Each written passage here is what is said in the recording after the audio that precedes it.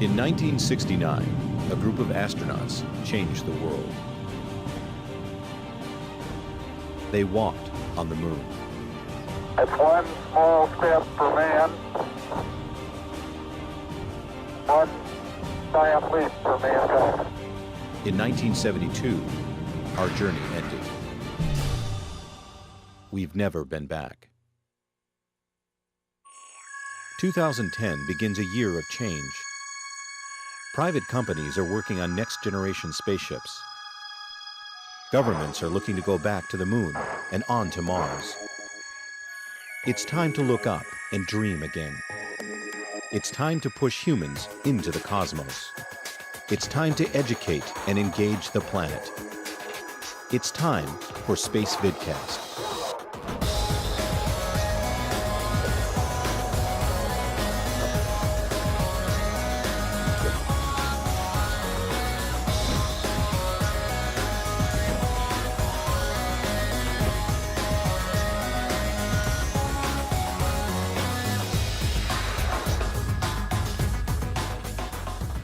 This is Spacevidcast Live 325 for Friday, July 30th, 2010. My name is Benjamin Higginbotham. With me as usual is a beautiful, lovely, wonderful, and talented Carrie Ann Higginbotham. I'm unusual. She is slightly unusual. I didn't say usual. We are your Spacevidcasters. We have got an action-packed episode for you tonight. It's going to be really, really cool.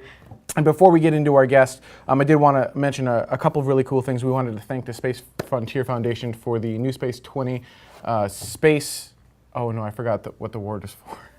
Really? Yeah, it's the best presentation of space. There we go. And we're doing a great job right now.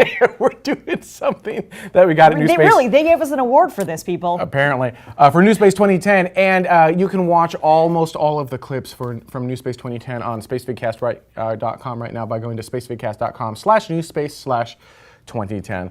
With that, as you guys know, we're huge advocates for next generation space travel. And that means that we have to do something different than what we've been doing for the last 40 years. And that starts with propulsion. One of the things that we've been doing forever and a day is chemical rockets. Mm-hmm. And while chemical rockets are cool, chemical rockets got us to the moon, they're not exactly a sustainable method of space. Tonight's guest is the author of The Nuclear Rocket, and his name is James Dewar. James, welcome to Spacevidcast. Let's get the 900 million pound gorilla out of the room here first. And that is, when you say a nuclear rocket, the first thing you think of is radiation and the fallout that's going to happen from launching a nuclear rocket. What's the realism behind the radiation there? Well, radiation has been, is now, and will be a fact of life for all of us. As you and I sit here, we are getting radiation coming from the depths of space, and it's piercing through our body. As you also sit there, you have radiation inside your body, which is radiating out. So as you and your wife sleep, you are, in essence, irradiating each other. It's just a fact of life, and we just have to get used to it.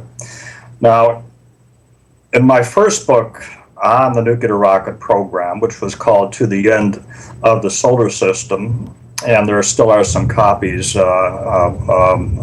with Apogee Press, I had an entire annex dealing with radiation and the environment. And the bottom line is there were about 20 tests done with hot systems, and 19 of them vented a radioactive plume to the environment.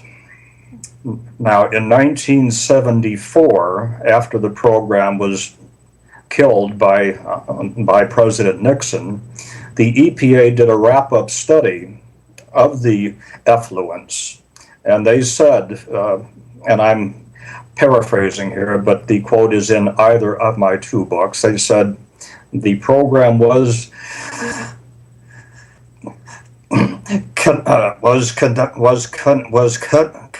conducted in a credible manner, and that reflected favorably on both NASA and the AEC, which were the two agencies jointly running the program. They also noted that all releases of radioactivity were below applicable guidelines.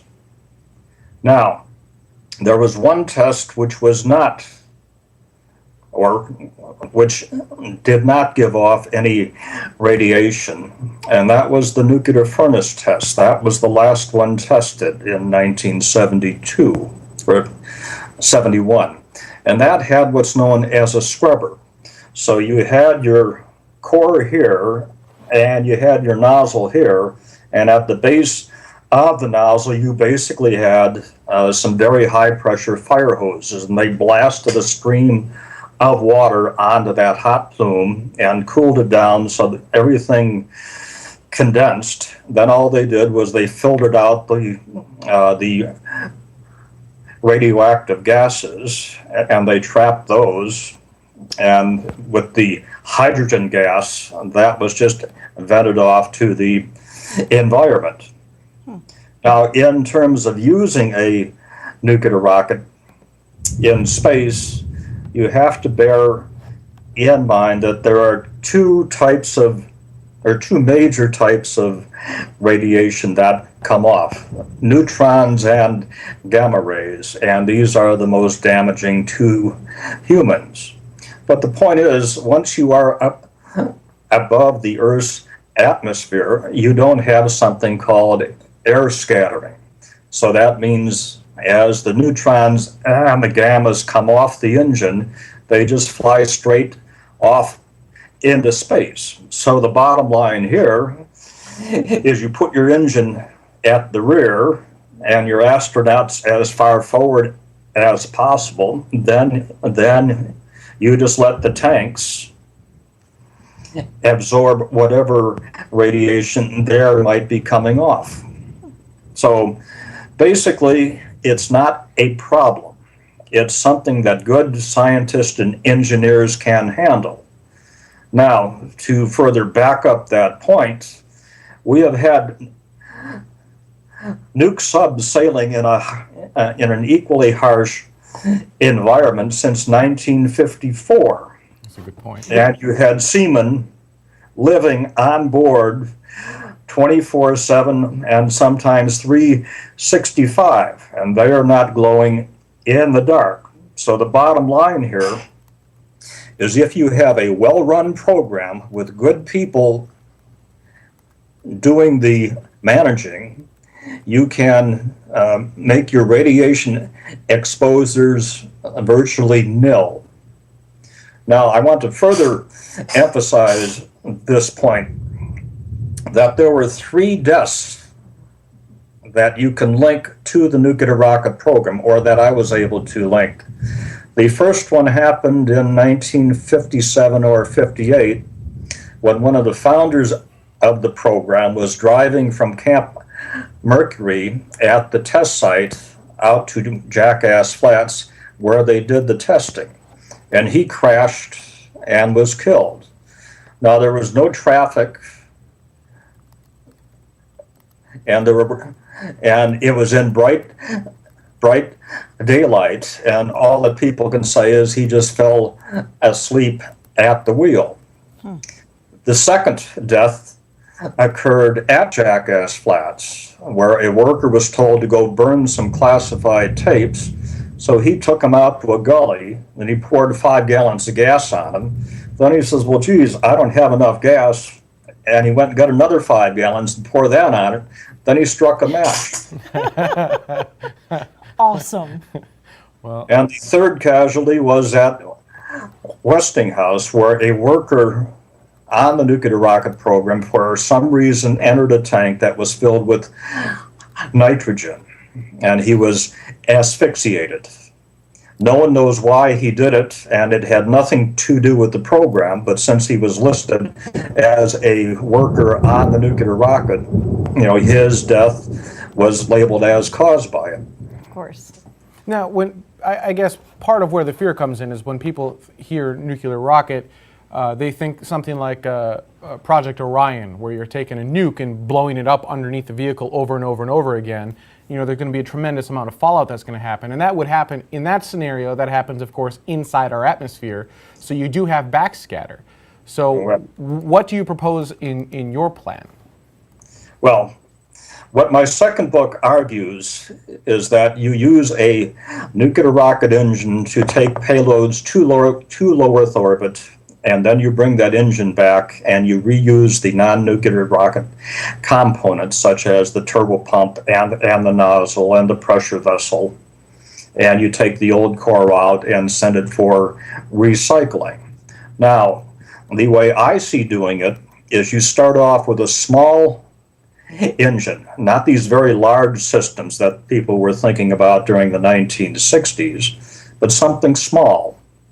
And you build it so it can be carried in the cargo bay of, let's say, a C-5A or maybe a 747, or maybe you build a special plane for it. Well, you take it there, then you fly it out several thousand miles out to an isolated ocean area, and you push it out. Then you have two solid rocket boosters that take this stage up from roughly 30, 40, 50,000 feet. I mean, this is just a concept that I'm setting on the table for people to think about. The stage takes it up to over 100,000 feet, and then the nuclear engine fires and takes the payload up to low Earth orbit. Now, if there are no people, and there are no people several hundred or several thousand miles out, out in an isolated ocean area, there is very few people to get hurt. Second, the use of the solid rocket boosters does this, is it gives the aircraft time to get out of the way while the nuclear engine is coming up to power. And a nuclear rocket engine is different from a chemical rocket engine in that it takes 30 to 60 seconds for it to come up to full power. So while these 2 or 3 solids are carrying the stage up, the nuclear engine is coming up to power.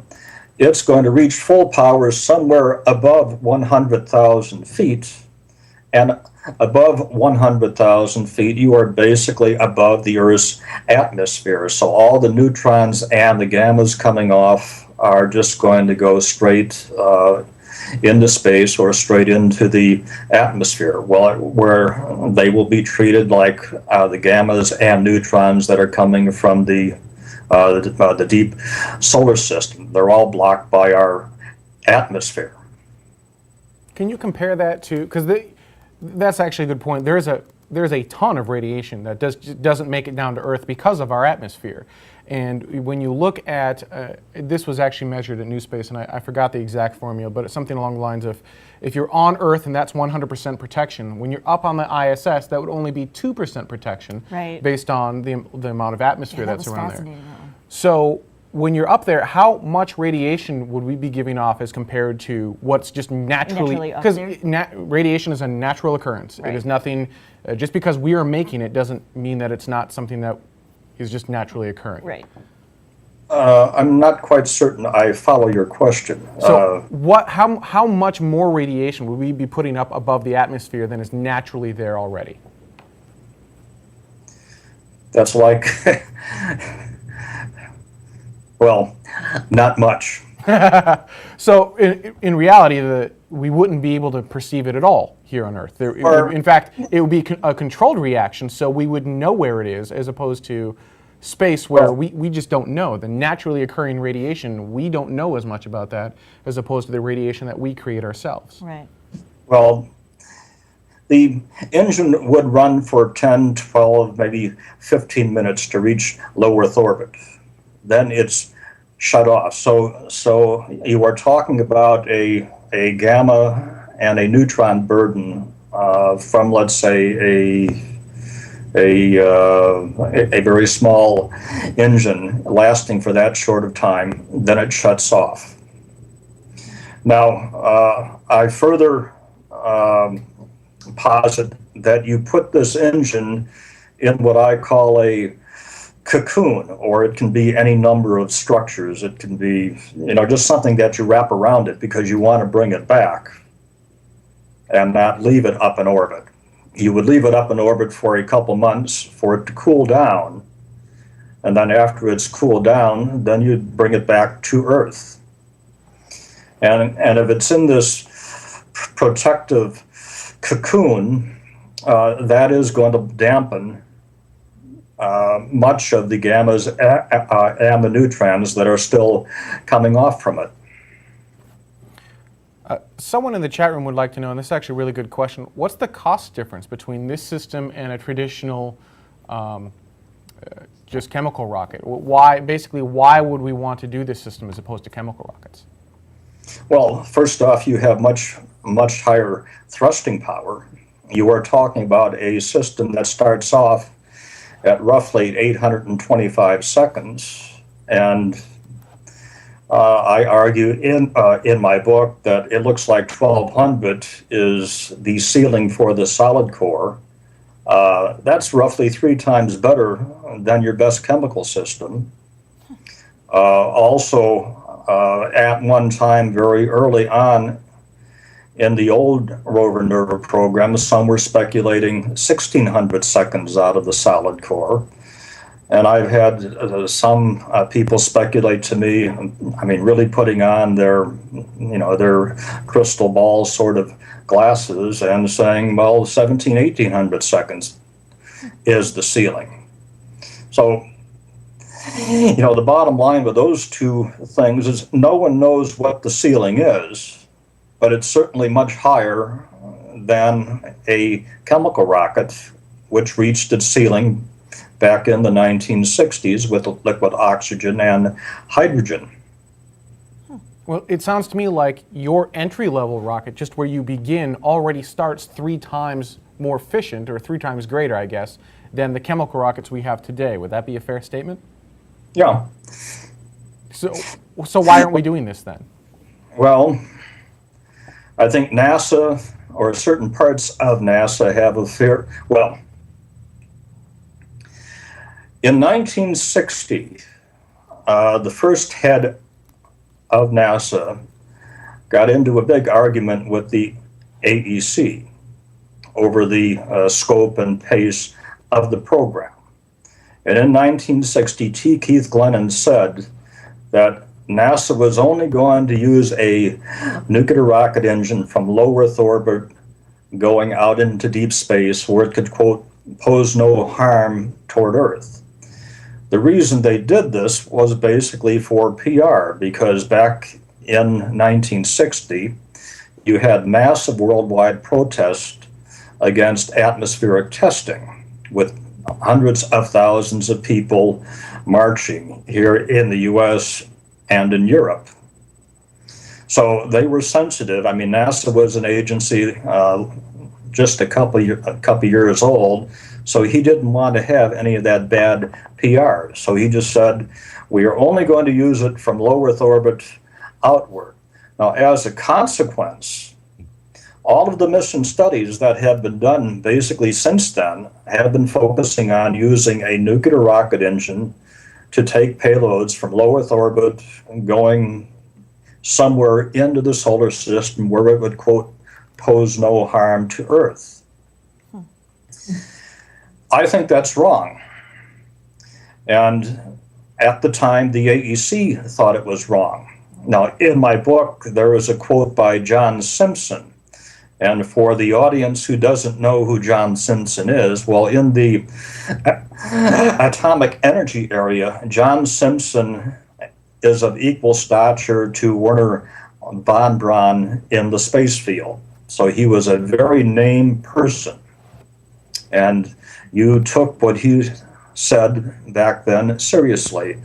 And I have a quote from him which basically said, "We don't see any insurmountable technical problems in using a nuclear rocket engine to take payloads up into low Earth orbit." Now, from 1955 through 1960, there were any number of studies done on using a nuclear rocket engine in that mode, and I have them all in my second book. But what I'm postulating here is, look, we need to re-examine this, because if you do follow this launch sequence, you have a revolution in the economics of space. And as you lower your costs down to, let's say, $100 or so per pound, or even lower, then you are changing the space program from something that's government run into a private sector program, where each one of you can now have personal access to space. Now, Ben, you look like you weigh a couple 100 pounds. Well, at $100 per pound, it would cost you maybe $20,000 to go into space. That's still quite high. A lot lower than what we got today, though. Exactly. Yeah, the Russians, I think in my book, I said they were 30 million, and someone said, no, they're 50 million now. Well, They are, yep. 50 million is beyond what most people have to spend on a shot into space. $20,000, I could even do that. That's absolutely doable, but how realistic is it? Let's just say someone had a blank check and just said, you know what, let's build this thing, let's make this thing go, with all the regulations in place, and just the fear in the hearts and minds of everyone in the world, whether founded or unfounded. Is it a realistic plan? Will they actually let something like this get built? And if they did, how long would it take? Well, from a technical point of view, the only thing that had to be done was to test out the stage, because you had any number of reactor tests. You had a couple prototype engine tests, but there was no real stage testing done, where you had the engine and your hydrogen tank here to test the I'm having a senior moment again, and I can't think of it. But the staging process itself, correct? Yeah. Right. So all of the plans are there, and if you go back to what was proven and what has plenty of room for technological growth, you could probably do it in 5 or 6 years. But if you get some scientists and engineers coming and say, well, I've got this great idea, and we are going to do this and that, well, then you can probably talk 10, 12, 15 years. One of the hardest problems they had with the nuclear rocket back then is what would face anyone now, and that is, how do you keep the core inside the pressure vessel? And the reason why is simple. If this is your pressure vessel here, and your core is here, you have hydrogen gas that comes on the top of the core, and then in 52 inches, it comes in at very high pressure and at 0 centigrade, and then 52 inches later it leaves the core at very low pressure and 2,000 or 3,000 C.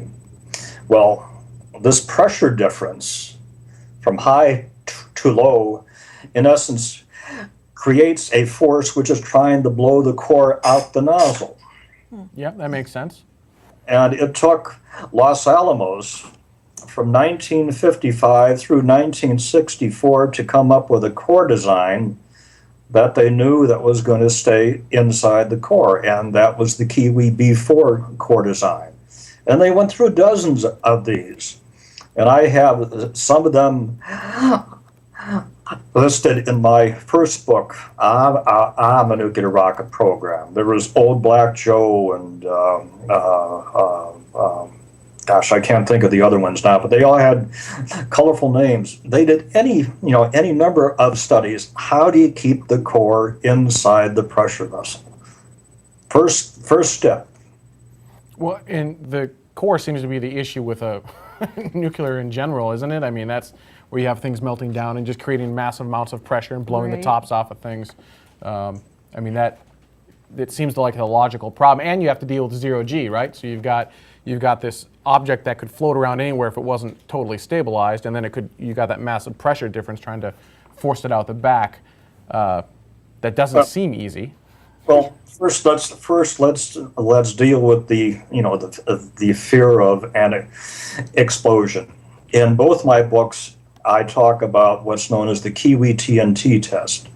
The TNT stands for Transit Nuclear Test. And here they purposely rigged a full-scale 1,000 megawatt 35-inch core by 52 inches long. They rigged it to explode, and it was specially designed to do so. And I have pictures, and you can see it prior to the test. You can see the explosion coming from the test. Then you can see the aftermath, where they split the area up into 6 sectors. Then they went and picked up the pieces, but they first measured how far they were from ground zero and how much they weighed. And from that, they were able to calculate that the force of the explosion was equal to 200 to 300 pounds of black gunpowder. Now, the principal damage that was done is a trailer about 600-700 feet from ground zero suffered a couple broken windows. And there's a guy named Stan Gunn who's still living, and I hope he's watching. Stan helped found the program at Rocketdyne, and Stan went and picked up the pieces, and he said he got 10R from doing it, which is double the dose limit now. But Stan's 87, Nice. and he's still going strong. And if Stan is going to die, Stan's going to die in his 1960 Corvette, which he ramped up the horsepower, so he's getting something like 560 or 580 horsepower out of it. Stan is a turbo pump man, so he puts all these things on his engine. I love it. So let's just say we had done this in the 60s. And rather than continuing with chemical rockets, we decided, you know what? We are going to explore this. We're going to start to build it. Where do you, in your opinion, think we would be technologically today when it comes to space? Well, at some point, even assuming the ban, if you had people using it starting in the late 1970s, you would probably have the fear of nukes in space drastically downgraded, and you would probably have now any number of systems using a nuclear rocket engine to push payloads into space. So I think you would have probably very, very large space stations, much larger than the 440-ton ISS. I mean, I mentioned earlier the study that Rocketdyne did in 1968 that said if you just take a first generation NERVA and you put it on the Saturn V as the third stage, and you double the boosting power from 250,000 to 500,000 pounds. Well, that's 250 tons. I mean, Space station weighs 440. I mean, what about to the moon? Would we be able to go back to the moon, onto Mars? Would we be able to do more human space flight from using this technology? Or would we still be kind of stuck in basically, will it lower the cost and make space travel that much easier to do? Well, what it would do is it would force, in my view, and this is what I write in my second book, it would force a restructuring of the space program, so you would have a much broader and much deeper private sector space program. And they would come up with the funding. And so you would have the shift. So NASA would still have certain types of duties, but it would sort of change into being something like the FAA, where it does airline safety R&D, and you have different groups that regulate the airline industry. I mean, NASA now is an operational entity, plus doing research in other areas. So you would find a basic shift from a public sector space program to a private sector space program. And once you have the private sector funding it, well, it's going to fund what it wants to fund. All right. I'm just checking the chat room just to see if there's anything, any final comments. Where can people get more information about you and your projects online? I got you with that one. There's nuclearspace.com is my understanding. Pardon? Nuclearspace.com. That's a website, and they have very active people who talk about various types of nuke issues. But I don't have a website. I've got too many irons in the fire. But people can pick up your book, The Nuclear Rocket, through Apogee Books. It's right here. We actually do have a copy to give away, and we'll do that at the end of the show. If you're able to stick around a little bit longer, I'd like to ask you a few questions that were brought up in the chat room, comparing it to other technologies. But for now, we'll wrap up this show, and I wanted to thank you for joining us so much. It was like I said, this is one of those things we need to explore if we really, truly want to go out to the stars. We can't continue to rely on chemical rockets. We've hit the maximum that we can do with those, unless we're going to build another Saturn V or Ares V that are these towering monstrosities that are nothing but fuel. Right. That's right. I mean, you were talking about 80 to 90% of a chemical rocket on the launch pad is just fuel and oxidizer, and the rest is the weight of your tanks, your engine, your nozzles. Then after you take all of that out, what's left is your payload. And in a general rule, or as a general rule from a practical point of view, it's around 1 to 2%. So James, stay with us. We'll come back to you in just a few minutes. Okay. For everyone else joining us live, let's see here. What are we doing for I forgot what the contest was. We were doing someone who had pre-tweeted the show as the winner. So we've already got a winner of the. By the way, this isn't just a copy of James' book, but it's actually a signed copy. And unlike last week, it's already signed. So we're set on that one.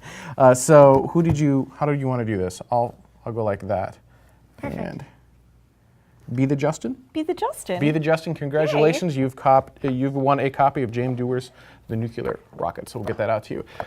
For everyone else, we're going to go into post show in just a minute. If you don't have a copy of Spacevidcast Epic, pick that up. You can watch the post show on demand. And if you don't have a copy of Spacevidcast Epic, you're going to want to grab that because we have videos going up from the New Space Conference of the lunches and dinners that were not made available. You had to actually be at the lunch or dinner. There was no live stream of it. And the only other way you can watch it is through Spacevidcast Epic, and it's the entire lunch or dinner. In fact, the SEDS, we've even got the SEDS ISU video going up a little bit later on tonight. Yep. That's like over 2 hours. That one video alone is over 2 hours. That's 2.5 gigs. That was a of crazy content. dinner. It was very, very It was fun. really cool. It had DJ Dr. P in it. It had from Richards? Bob Richards, and then it had from hold, stall for me. National Space Society. Name is blanking here. Anybody? I can't remember to save my life. Isn't All that right. terrible? Well, I'm not going to delay the whole thing anyhow, but it was an awesome presentation. We've also got Laser Motive's speech online right now through Spacevidcast Epic, and we've got 2 more going online that are Epic only. And of course, you get the ad-free experience, and you help us go to other conferences, such as Space Up DC. We're about an 85% go on that one right now.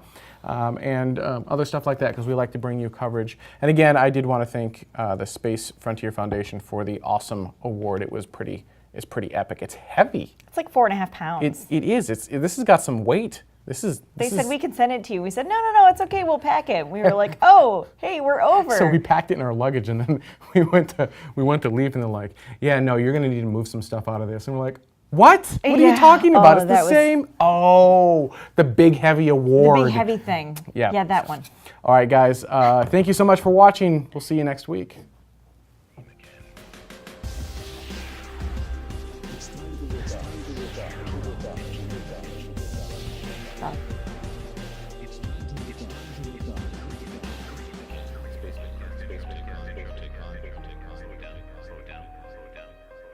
In 1969, astronauts on the moon. In 19...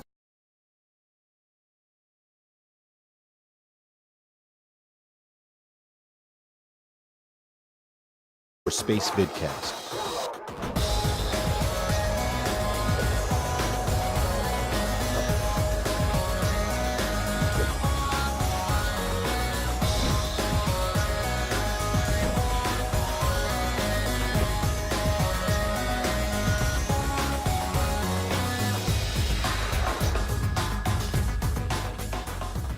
This is Spacevidcast Live 325 for Friday, July 30th, 2010. My name is Benjamin Higginbotham. With me as usual is a beautiful, lovely, wonderful, and talented Carrie Ann I'm Higginbotham. unusual. She is slightly unusual. I didn't say usual. We are your Spacevidcasters. We have got an action-packed episode for you tonight. It's going to be really, really cool.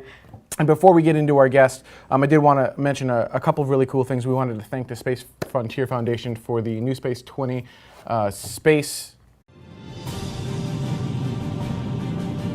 In 1969, a group of astronauts changed the world.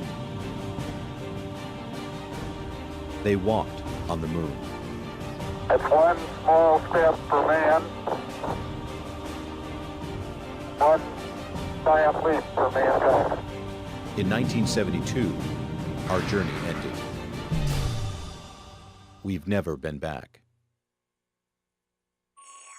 2010 begins a year of change.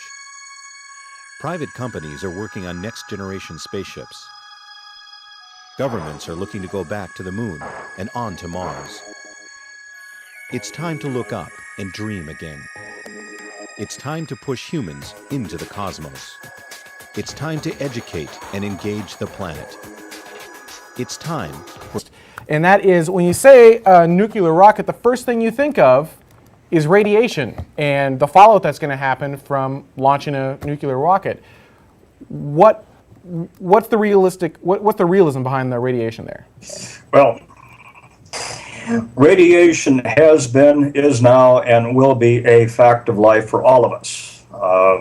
As you and I sit here, we are getting radiation coming from the depths of space, and it's piercing through our body. As you also sit there, you have radiation inside your body, which is radiating out. So as you and your wife sleep, you are, in essence, irradiating each other. It's just a fact of life. And we... Oh, no, I forgot what the word is for.